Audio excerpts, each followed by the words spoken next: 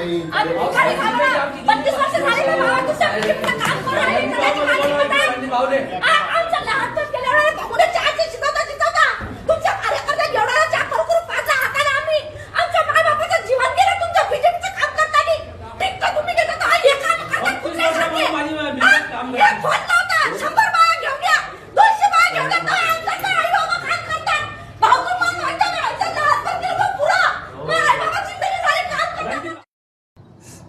बहुत दर्द हो रहा है भाई. झाले का मी ऑपरेशन केलेली बाई माझं एवढं गर्भपिशवीचं ऑपरेशन 15 दिवसात मी तुमच्या मागे म्हणजे तुमचं कच्चीकरण हे पण राजू भाऊला पण माहिती मला परत ऍडमिट करावं लागलं होतं दवाखान्यात तरी मी नाही आमच्या मामाला निवडून आणायचंय मग तुम्ही बोला ना मामा तुम्ही आमदार तुम्ही स्थायिक येत नाही बाकीच्यांचा संबंध येत नाही त्यांच्या तिकीट द्यायचा आमदारच तिकीट देईन असा निर्णय पाहिजे मी नरेंद्र मोदी पर्यंत पोहोचीन की असं कसं काय करता असं हे लक्षात ठेवा मामा जसं सगळे आमदार बोलतात तुम्ही बोलायचं ना कोणी बी येईन प्रवेश करीन त्यांना तिकीट असं थोडी चालतं मग 5 वर्ष आधी यायचं होतं त्यांनी आणि हे करायचं होतं बीजेपीचा प्रचार एकटीने कमळ आणलाय पक्ष प्रभाग एकला कमळ कुठे विसरले होते लोक एकटीने आणलाय मी एकटी आहे सांगा तुम्ही नंतर मी येईल पाया जोडल्या एवढे प्रभागात कोण येत होतं मला त्याचं उत्तर दे तुम्ही हे मांडा ना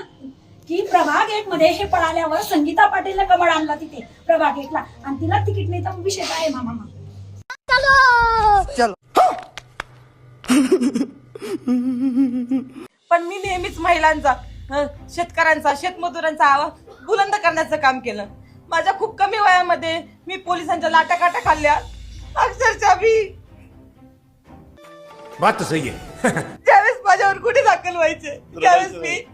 पोलीस स्टेशनला 5-5 तास 2-2 दिवस मी संडास बाथरूमच्या बाहेर झोपलेली आहे. कौन है ये लोग कहां से आते हैं आणि अनेक वेळा न्यायालयामध्ये ज्यावेळेस आपण शेतकरी गुन्ह्यावर काम करतो तर त्यावेळेस ते वकिलाचे पैसे भरण्यासाठी न्यायालयाचे पैसे भरण्यासाठी सुद्धा माझ्या खिशेमध्ये पैसे नसायचे. चले एक काम कर 200 रुपया दे और 50 रुपया काट ओव्हर ऍक्टिंग की वजह से. पण अशा परिस्थितीमध्ये त्यांचा आवाज बुलंद केला माझ्या गेवराई तालुक्यातल्या कार्यकर्त्यांनी कधी माझ्याकडून वडापावची सुद्धा अपेक्षा केली नाही. मी बिनलग्नाची मुलगी होते राजकारण घाणेरडं असतं असं म्हणतात पण माझ्या बापाने एवढं मोठं दगड काळीच करून एवढं राजकारणामध्ये मला घातलं पण मी सुद्धा तशी वागले.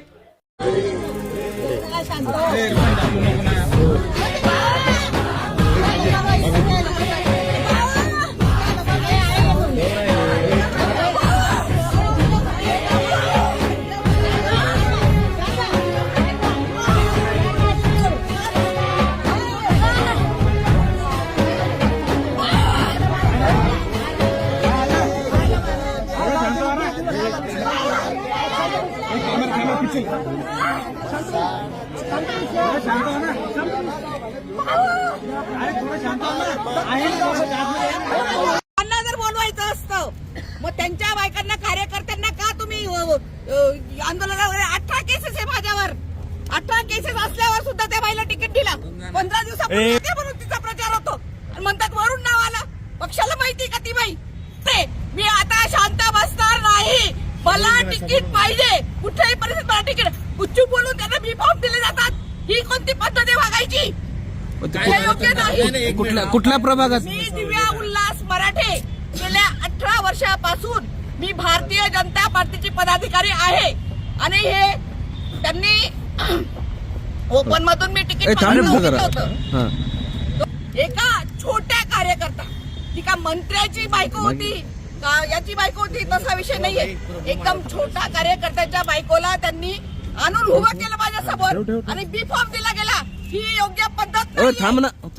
ही पद्धत नाहीये मी आता शांत बसणार नाही. कोणता प्रभाग आहे ताई माझा 20 क्रमांक आहे प्रभाग क्रमांक 20 कुठला एरिया तो मी इथे सावे साहेबांना बोलायला आलेली तुझ्या कार्यकर्त्या एवढा चहा करू पाचा हाताने आम्ही